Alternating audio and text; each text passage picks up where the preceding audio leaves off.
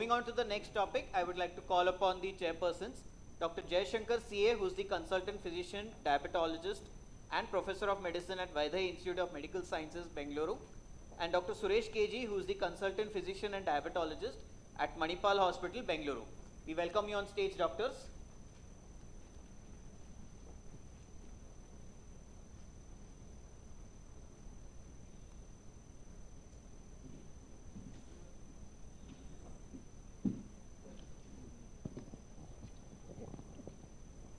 Good morning, everyone. First of all, I would like to thank Dr. Manohar sir for giving me an opportunity to chair a session. It's my duty to introduce Dr. Arvind Gupta sir. Sir is actually a senior consultant and head of the Department of Internal Medicine and Diabetology, Rajasthan Hospital, Jaipur. He is executive member of RSSDI. He is going to talk on role of circadian health in cardiometabolic health and disease. Over to you, sir.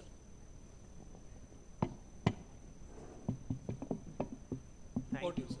Thank you, chairpersons, and at the outset I thank Dr. Manohar for giving me opportunity to interact with you. For what I am here to give you one take-home message, and it is very loud and clear. Go with the nature. That is my take-home message just at the outset. If you are not going with the nature, you will be in trouble. You will get all sorts of diseases. No diet, no drugs, no luxury can prevent you from having chronic diseases or even acute diseases if you are not in sync with the nature. So that is my first thing here. My slides change, please.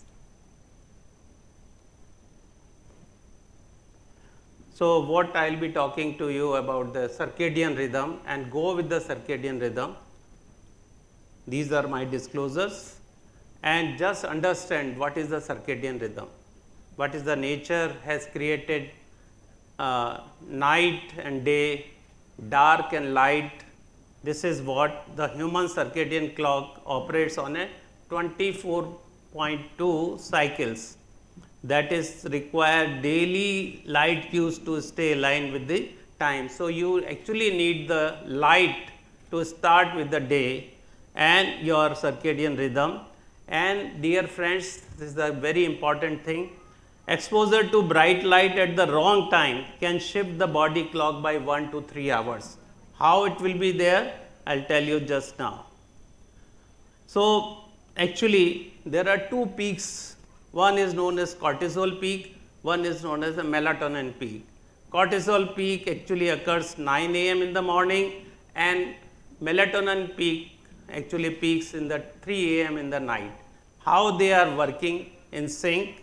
Let us see some of the very important terminologies. One important thing is the intrinsic period, which I have already told you. The individual circadian clock actually revolves around 24.2 hours. Morning cortisol peak is around 9 a.m. and it is actually shifting from 6 to 8 a.m. really, and the core body temperature is minimum at in the early morning time. The entrainment to the external cues, again very, very important.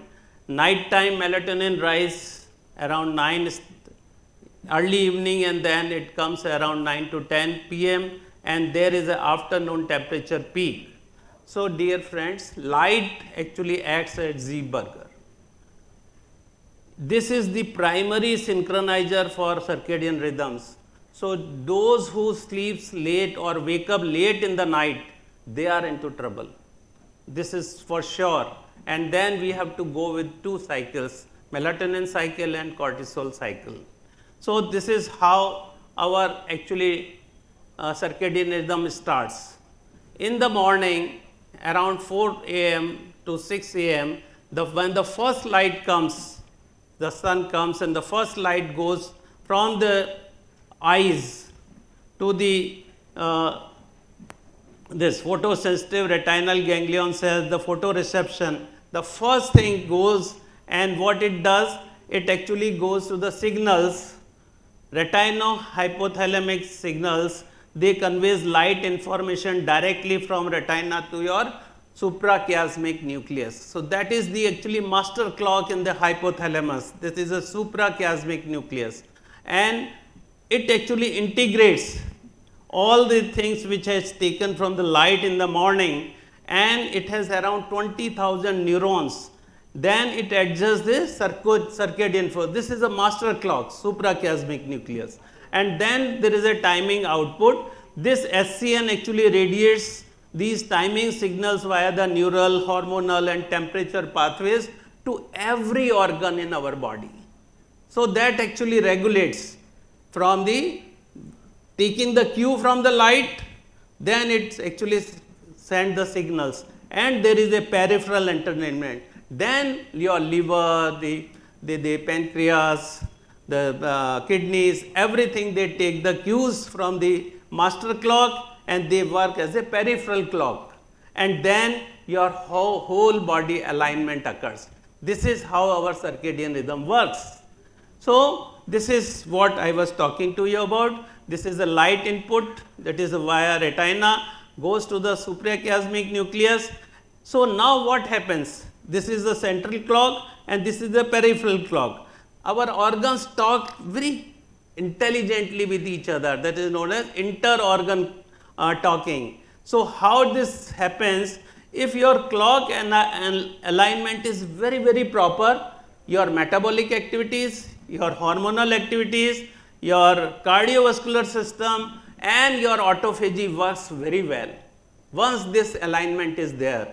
But once this clock misalignment is there, what happens? You get the diabetes, you have all sorts of metabolic disorders, you have got all sorts of cardiovascular disorders.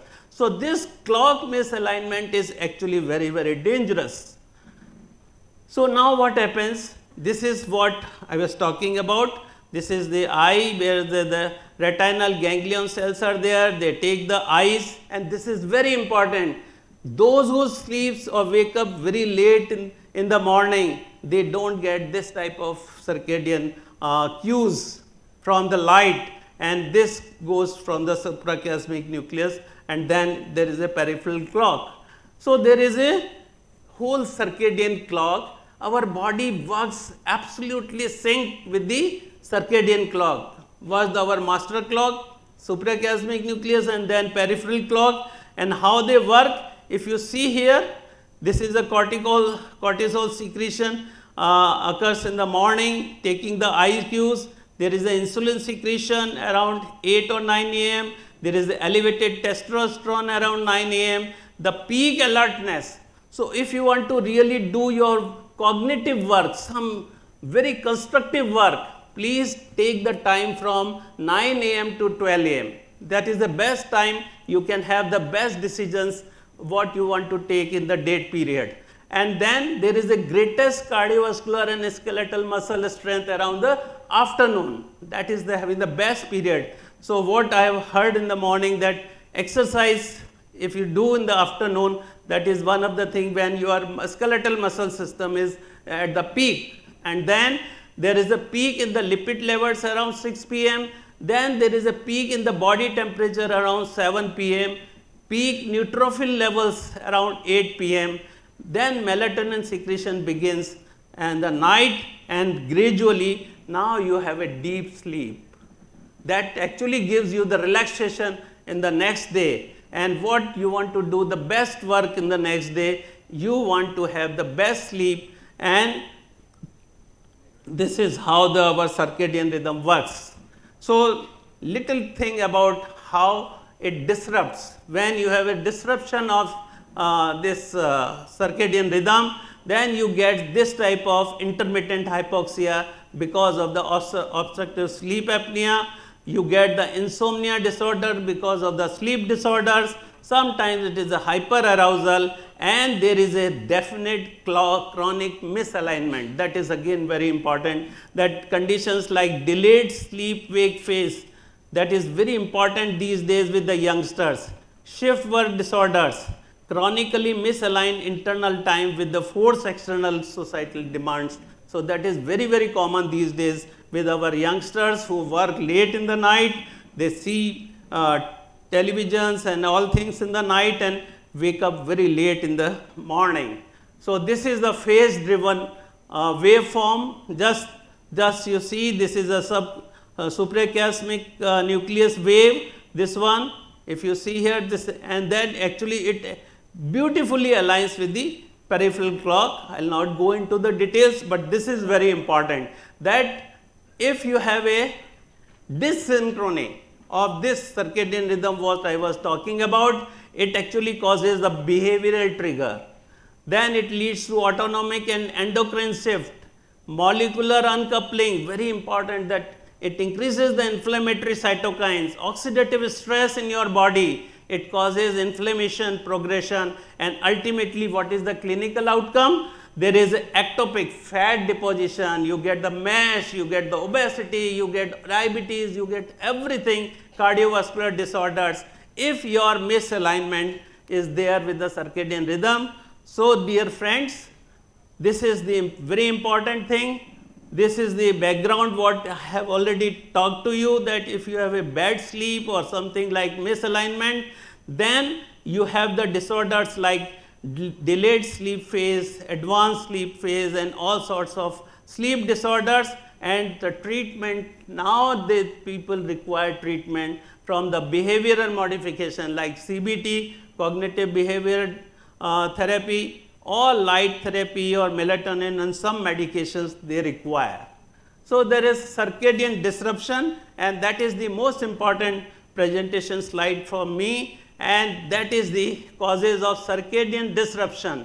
That is from whatever the way, if the disruption of circadian rhythm is there, then you get all sorts of metabolic disorders, hypertension, your body temperature, then alertness, everything, your things actually declines like anything. But you have a very good alignment, you actually have some of the better metabolic activities. So what are the metabolic risks? And these are the metabolic risks. You have the abdominal obesity, elevated blood pressure, you have actually HDL, whatever the best thing you can do, you can actually reduce your HDL level by disruption, elevated fasting glucose, triglycerides, and there are certain things. Dear friends, there are two types of people in the world. These are the two people. They are known as morning types and one are known as evening types. And how they are different? The morning types known as larks and evening type known as owls. What is their thing? They have the shorter intrinsic period. This is around less than 24 hours. They prefer bedtime around 8 to 9:30 p.m., highest alertness around 6 to 12 p.m., and they are measured earlier DLMO. That is very, very important. This course, they are actually, quality of life is one of the best in the larks or morning types. But what happens in the evening times or the owls? They have a longer intrinsic phase, prefer bedtime is around 11 to 1 p.m., which is very common with our youngsters.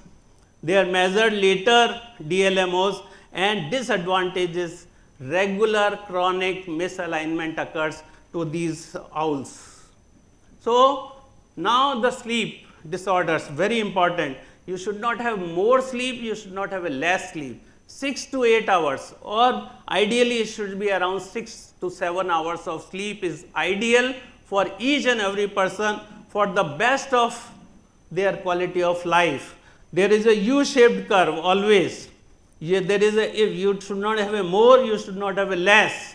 And again, log sleep prevalence is there. They also actually causes so much of sleep disorders.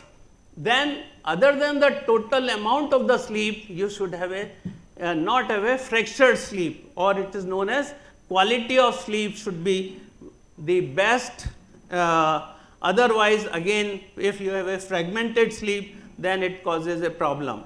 So circadian health and cardiovascular risk is very, very closely related phenomena. You get all sorts of cardiovascular disorders if you have a disruption. Sleep disorders also lead to so many cardiometabolic disorders. So you get all sorts of things, and how to measure.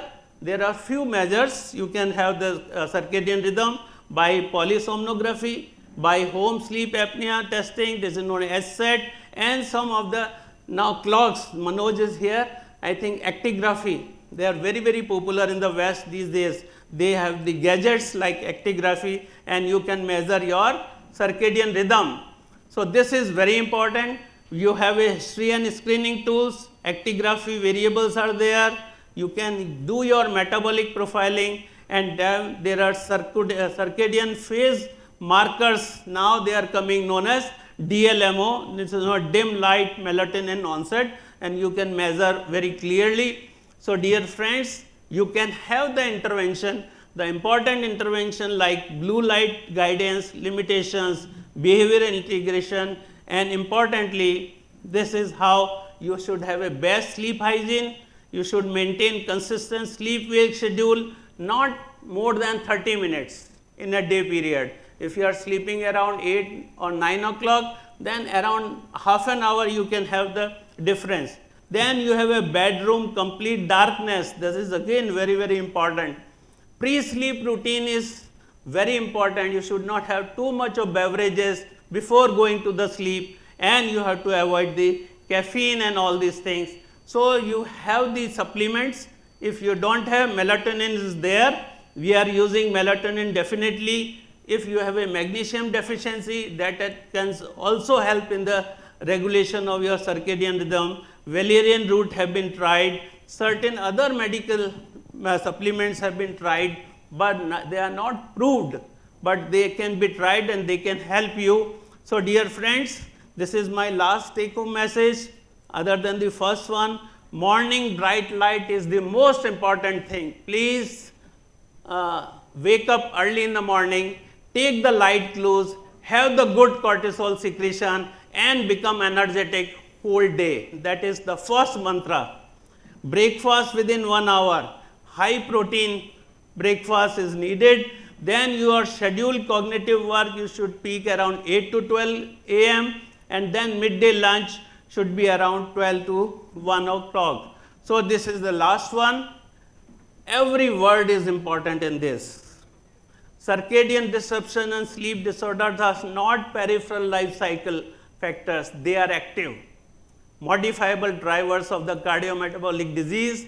By embedding chronobiology into the diversity care pathways, we move beyond merely reacting to symptoms, restoring your regular sleep, timing light exposures, implementing early eating windows, again very important. Late night eating is very, very dangerous. Syncing pharmacotherapy with biological rhythms treat the molecular root of your disease. So not merely align your things, your day with the circadian rhythm. Nature has created dark and light. Nature has created day and night. You have to align your metabolic activity, your hormonal activity, your everything should be synced with the nature. Then you can prevent most of the diseases, have the good quality of life, and you will enjoy your life. Thank you very much. Thank you, sir, for a wonderful presentation. Since we are running late, so we won't take any questions. If you have any doubts, you can ask Dr. Arvind Gupta directly. Thank you. Thank you so much, doctor. I request the chairperson and the speaker to move towards the selfie area to collect the moment